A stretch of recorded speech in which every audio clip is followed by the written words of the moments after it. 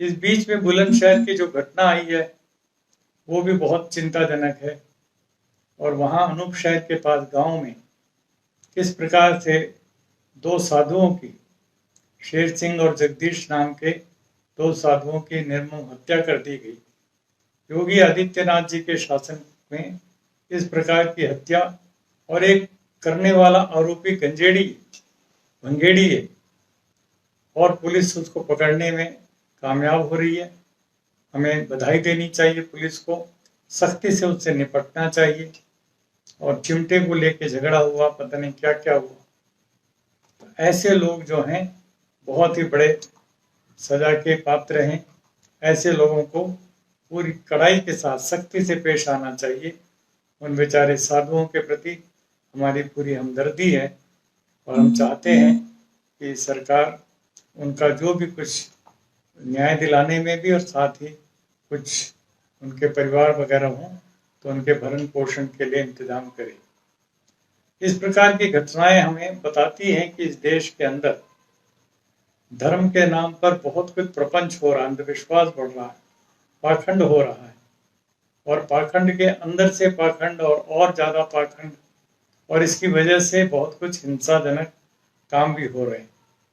बहुत से साधु सन्यासी तो जो हत्या के आरोप में इधर उधर छिपे फिर रहे हैं, वो हत्यारे अपना साधु का कपड़ा पहन करके घूमते फिरते हैं,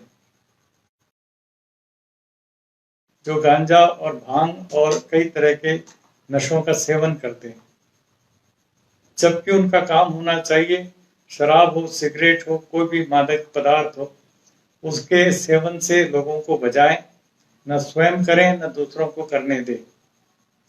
इस्लाम में तो इसको उम्मुल खबाइश कहा है।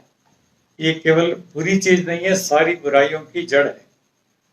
तो सभी धर्मों के धर्माचार्य मिलकर और सरकार को मजबूर करें कि शराब की दुकानों को बंद करो, शराब के ठेकों को बंद करो। और हमने तो नारा लगाया था 1968 में कुरुक्षेत्र से दिल्ली की यात्रा के समय, शराब पीना छोड़ दो, शराब की बोतल फोड़ दो, शराब के ठेके तोड़ दो।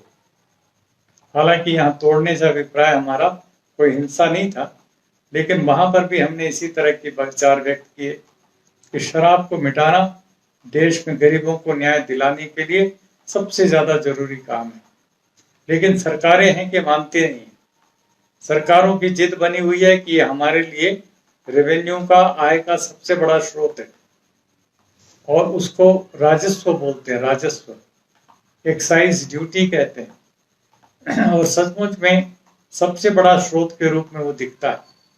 चुनाव में चंदा भी इन्हीं शराब के व्यापारी ठेकेदारों से उन्हें सबसे ज्यादा मिलता है। और चुनाव की आखिरी रात या एक दो रात को खूब शराब पिला पिला करके झुग्गी झोपड़ियों के वोटों की फसल काटी जाती है।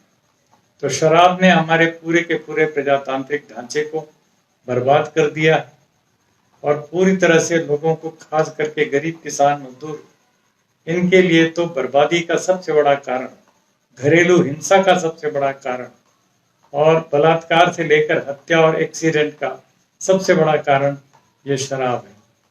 लीवर की बीमारियों का सबसे बड़ा कारण शराब है।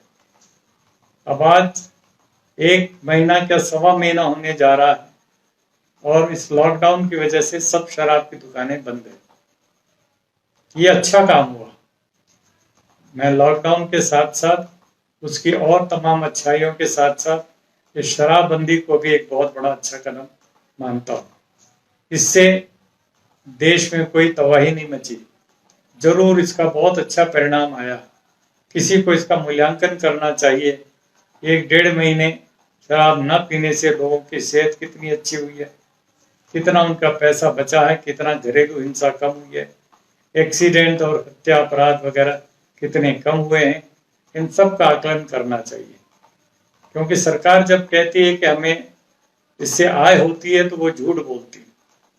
जबकि एक अध्ययन हुआ था विमहांस के द्वारा, उन्होंने बताया कि 100 रुपए की आय करने के लिए सरकार को खुद 124 रुपए खर्च करने पड़ते हैं स्वास्थ्य के और तमाम पुलिस आदि के इंतजाम के ऊपर। 124 रुपए खर्च करके 100 रुपए की आय, जो सरकार उसको आय कहती है, वो झूठी है और लोगों के स्वास्थ्य के साथ ही नहीं, देश के संविधान के साथ भी खिलवाड़ करती है। हमारे देश के संविधान की धारा 47 में साफ लिखा है, सरकार की जिम्मेदारी है पूरे देश के अंदर, समाज के अंदर पूरी ताकत के साथ जितने भी मादक द्रव्य हैं उनका उत्पादन, उनका सेवन, उस पर प्रतिबंध लगाए। तो संविधान की कसम खाने वाले ये राजनेता ठीक उल्टा काम करते हैं और कोई इनकी जवाबदेही नहीं है। तो आज एक मौका है, जब लॉकडाउन की वजह से, तालाबंदी की वजह से पूरे देश में इस तरह का पूरा शराब की दुकानें बंद है, तो उससे नुकसान हो गया या फायदा हुआ, इसके ऊपर भी अध्ययन होना चाहिए। और मैं समझता हूँ कि इससे जरूर बहुत बड़ा फायदा हुआ है और इसको बनाए रखना चाहिए आगे तक के लिए।